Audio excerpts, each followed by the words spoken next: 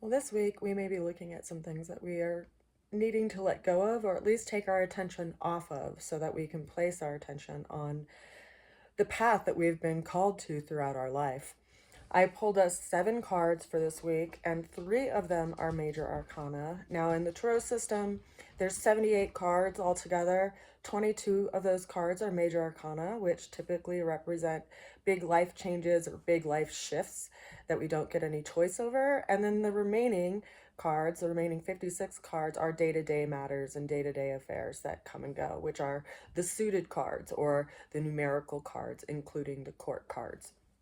So, in this week's tarot or Astro tarot, we have 3 major arcana, and we open up the reading for this week actually with the 3 of Swords. So, this is why I say we are living in our heads and we're letting it affect something in our lives, because the 3 of Swords, we see a storm of sorts happening with 3 swords piercing a heart. So, we're letting our emotional nature and our physical nature be overcome with worry and concerns, and it's like the mind is running away with possibilities and limitations. And this isn't all that surprising to me, so to speak, because we have some interesting aspects going on in the sky. We have currently Venus and Saturn are conjunct in Pisces, which comes up in the reading actually. And then I wanted to look at what's going on with Mercury, because, of course, whenever we have some kind of conflict going on with the mind, it can be telling of some challenge that Mercury is facing. And currently, Mercury is moving into an opposition relationship with Mars, and Mars is retrograde. So Mars is our our direction, like where we put our energy, where we put our force. It's the warrior planet, so to speak, of our system. And if Mars is in retrograde, it's more evaluating what's going on. We aren't able to apply our energy and efforts in the direction that we're called to so much. And Mercury is considering that, right? Mercury just got out of retrograde and review, and it's now moving direct and going over that area that it had kind of foreshadowed before it went retrograde. And so we have this opposition in how we think, which is Mercury ruled, and our communications and our direction that we're going. And hence this kind of battle between our emotional nature by way of where we feel called to go, by our passions in life, and our mental nature. So we have to be careful that we don't let our mind totally paralyze ourselves. And this is the opening energy for the week. The challenge that we're facing for this week is the Temperance card. Now, in the Temperance card, we see our first major arcana of this week, and we see an angel in the card who is pouring from one goblet into another. And the color of the stream within the goblets are red and blue. So it's telling of kind of mixing 2 different energies, fire and water, 2 opposing energies, to be able to create some kind of alchemy. So this is asking us to look at that which we feel we are identified with and use it as a opportunity or experience to learn something and to make something of it.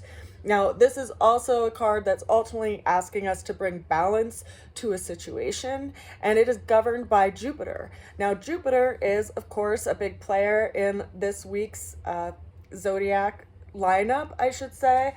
To look at it, it's actually in a square relationship, because Jupiter right now, or sorry, Uranus is in a trine relationship with Mercury over here. So we're thinking about the changes that we're doing. And yes, Jupiter is in a square relationship with this Saturn and Venus combination over here. And anytime we have a square, we're, have some kind of challenge which is being highlighted. Jupiter's also currently retrograde, so it's questioning where it wants to expand in life, because Jupiter is a planet of expansion, and it could be expansion around, long range travel, higher education, where we want to move in direction by way of our spiritual search and our connection to something higher, something more divine.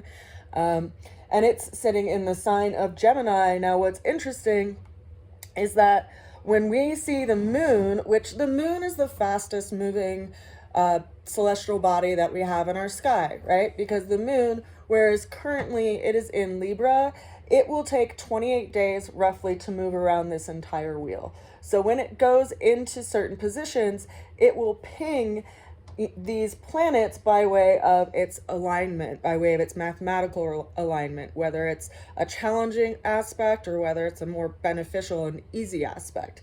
And so currently, the moon is in a square relationship with Mars, which is over here, still in retrograde. Mars is in Cancer.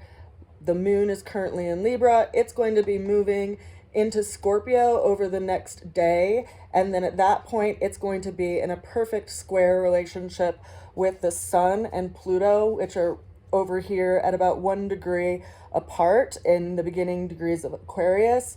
Now, I really do think this next new moon that we have, when the moon actually aligns with this alignment with the sun and Pluto, it's going to give us kind of a boost and a direction as far as where we're going to be going for the next 20 years as Pluto moves through this area of our chart. Now consider that Pluto is the sign of transformation, and so or the planet rather of transformation. And so having the sun bring light to the area that which we are going to be transforming in our lives, and the new moon being basically the initiation of that new beginning, I believe it's going to be a powerful restart over the next week and a half or so, because we have a new moon on the 29th of this month of January. So that's pretty interesting to me. And then of course, when we see that they're going to be in a nice relationship with, by way of sextile relationship with, where we're going to have the North Node, which is going to be transitioning out of Aries and into Pisces, which is, of course, where we're going to be getting our sense of direction over the next 18 months. So we have some powerful aspects going on here, which are also being mentioned here. But the challenge that we are feeling right now is that we don't quite know where we need to expand, and we're trying to figure out how to make lemonade out of lemons, or make alchemy out of two opposing forces ultimately, and having a clearer idea of where we want to be expanding and growing in our life. Now, when you consider that Jupiter has a positive relationship with Pisces and also with Sagittarius, this kind of consideration that you're making could be helpful to look at those areas of your chart, because that could be lending where you want to anchor yourself in the months and years to come. Now, the moon, I think, is a really powerful influence over the next couple of weeks, because it is in this waning phase. We just saw a full moon, and then we see that the moon starts to wane. It starts to lose light as it lines up with the sun. And the way through the challenge for this week, or for the next week and a half, I want to say, is actually the moon card. Now, this also highlights the energies around Pisces and disillusion around illusions that we've been experiencing, and kind of letting go and separating the coarse from the fine. In the moon card, we see a few different characters. We see a wild dog or a wolf over here, and a domesticated dog. And then we see this tiny little body of water in the foreground, a scarab walking on a path that's moving through the two dogs, and then a crustacean, which is also coming out of the water, moving along the path. Now, in between, or I should say in the background, behind the two dogs, we see these two towers. And then we see the path itself weave and ebb and flow over a few hills, and then up ultimately a mountain that has this kind of glowing light on the ridge of it. And then in the sky, we see a moon, which is surrounded by a number of yuds, which are falling from the sky. So it's like wisdom falling from the sky. Now, this card always reminds me of the movie The Neverending Story, when Atreyu has to move through those two Sphinx characters, and how he has to be pure of heart to be able to make it through that gauntlet of sorts. And this is, in a lot of ways, reminding us that we have to let go of that which is not useful, right? We have to let go of the negative thoughts, the unnecessary suffering that we bring upon ourselves, so that we can focus our energy and effort on that which we're ultimately called to develop and called to do in this life. And this is reminding us that we do have a path that is a blessed path, but we have to let go of the unnecessary baggage to be able to move through these two towers and ultimately reach this peak. So it's telling that there's something that is distracting us, which doesn't surprise me because of the swords and, you know, the Three of Swords in the first card. And so we have to be watchful of where we get identified in life and where we get carried away with ideas and things that ultimately we don't have any control over, and redirect our thoughts, because it is one of our more powerful tools.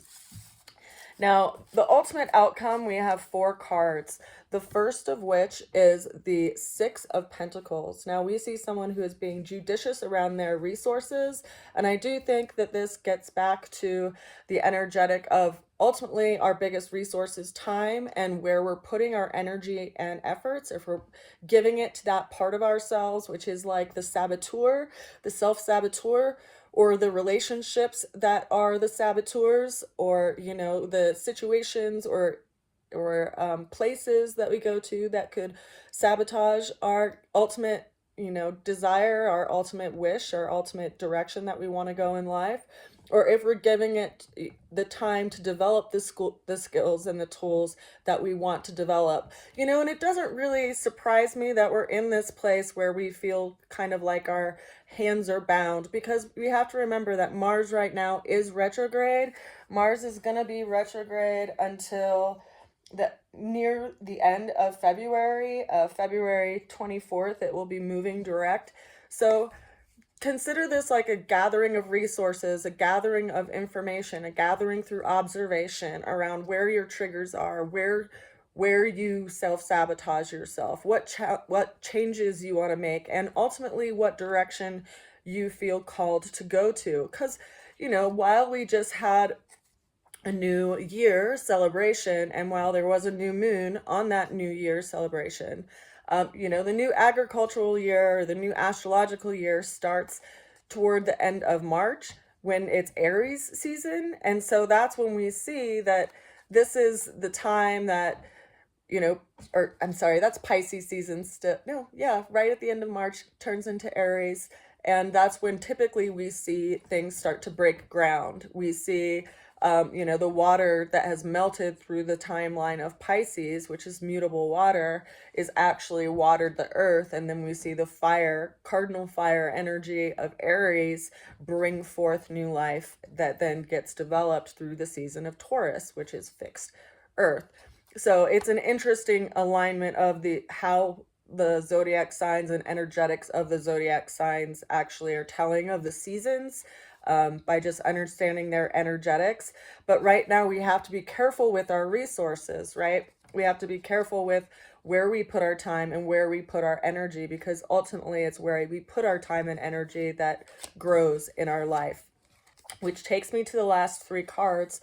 We have the Five of Cups. So we do feel some kind of loss. There is something that we have to let go of, which, you know, has ultimately taken the attention, which doesn't surprise me, having the Three of Swords in the heart right here in the opening card, or because Venus is transiting through, you know, the gauntlet of Saturn and Neptune, which Neptune is the planet of, you know, illusions and also dreams, you know, and Saturn is the planet of limitation and responsibility. And a lot of people have been raised on a lot of dreams of like happily ever after and ease of relationships, and Saturn kind of bringing the sobriety of like how people in relationship really do need to be able to navigate hard times together, and that's ultimately what brings growth to the relationship. And this could be, you know, even having some sorrow around maybe how we've been in a relationship or what's happened in certain relationships, because it is a cups governed card, you know. But when we see in the background, I was very poignant to draw this in the background of this card. We see a tree letting go of its leaves, because I had a profound experience of a tree letting go of its leaves, and I heard the words let go. And so this is a card ultimately of letting go of those spilt cups and turning around and realizing that there are these other two cups waiting. And the Two of Cups is a positive card. It is a reciprocal relationship card. It is you know, a, a very beneficial card by way of the relationship. And yet the Three of Cups in the sequence of cups is like an emotional satiation card. So this can also just be looking at, things aren't always perfect in relationships, and yet there is also still a relationship that is there to work on and work through. And you have to let go of those things that have happened in the past in order to move forward, which is a sobering and aspect, considering that Venus is going to be in between the two planets of Saturn and Neptune for a little bit of time, and then it will be lining up with the North Node, and it will have this new alignment with what it means to be in relationship, in a responsible relationship. So that's a really interesting alignment, honestly. And then we have the High Priestess, which is another reference to the moon, and I think the new moon that we are approaching here at the end of this month. This is a card that is highlighting our intuition and being observant and kind of waiting to act. You don't have to necessarily do something physically to progress something. You can do a lot through the energetic of stillness and meditation, and being careful with where you put your attention and your mind and your emotions. Now, this can be a positive card. This is also a card of someone who's having secrets revealed to them through time. And I think as we watch the moon, as it ebbs and flows from new moon to full moon, especially this coming new moon, the seeds that we're planting on this new moon will be developing over the next 6 months and really give us a sense of direction as far as like where the ship is going. And then we have the final card for this week, which is the Queen of Pentacles. Now, the Queen of Pentacles is highlighting an energy of Capricorn and our, lifelong aims, our legacy, our life path. It can also be referencing our career, but it's not necessarily our job. It's our cardinal earth. It's like where our own inner mountain goat climbs to and ascends to, without fear. And it's interesting right now because when I look at what's going on in Capricorn, we currently have Mercury in Capricorn. And Mercury was just retrograding. It came out of retrograde at the end of the end of last month. And it's currently at, let's see, 16 degrees of Capricorn. And then it is going to be in a square relationship with Mars in on the 25th, so next Saturday. And then at that point, and because Mars is in retrograde, Mars is, as I mentioned before, debating kind of where it wants to put its energy. It feels like its hands are bound as far as being able to take action on where it wants to put its energy and its sense of direction, even though it may know the direction it wants to go. It's going to be in a square relationship, or I'm sorry, a opposite relationship with Mercury. And that opposition can really be self-reflective. And as that progresses, it's going to create like a bigger shift, because we have to see that Mars is basically retrograding all the way down to 17 degrees of Cancer, which currently we have the Mercury at 17 degrees of Capricorn.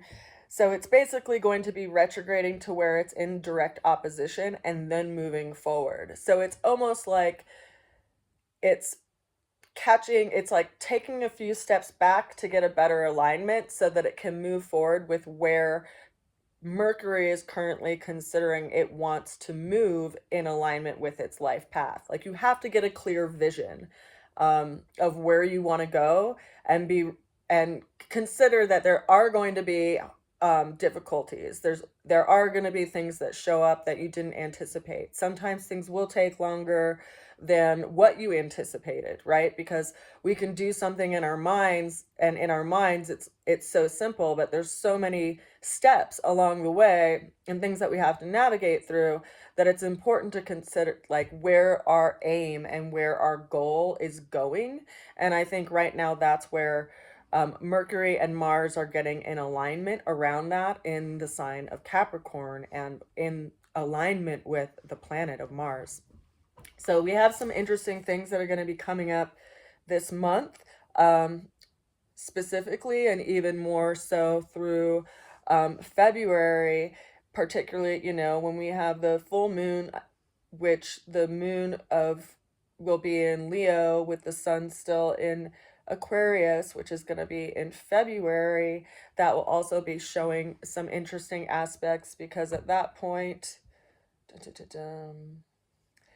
then Mars will go over that square or that particular point specifically. Oh, not for a while. So, not until April. So, a lot of the things and a lot of the seeds that are being planted right now, quite literally, are going to be coming forth in Aries season. And when the new moon is moving and shifting out of that area of the chart and moving into Pisces and aligning with Neptune as well. So there's a lot of planetary transits that are going to be kind of pinged and influenced this week, which we're going to see developing honestly over the next couple of months. So be mindful of that which you see in your life isn't serving you, because whether it's the way you're thinking about things, whether it's certain habits, because the Pluto, Sun, Moon, new moon alignment that's happening at the end of this month is a gauntlet of sorts. We need to transform in order to grow. And that's what we are being reminded of right now with whatever it is that's happening in our lives and whatever we're being asked to look at, by way of this, swords, the Three of Swords and the Five of Cups and the Six of Pentacles. It's quite interesting, I think. So that's it for our weekly Astro Tarot. If you have any questions or comments, please feel free to leave them below. I appreciate your comments. And I did draw this deck in 2011 and 2012. I just got them printed. The first prototype printed last year, and then got a whole set of them available now for purchase. And you can do that on my website, which is rootsofalchemy.com. You can also see my art and other products and services that I offer there as well. I hope you're well. I hope you take it easy on yourself, and just be watchful and have a little bit of separation, and be observant of where your energy takes you, and mindful of the tools that you have to balance everything out. I send a good wish to you. Bye for now.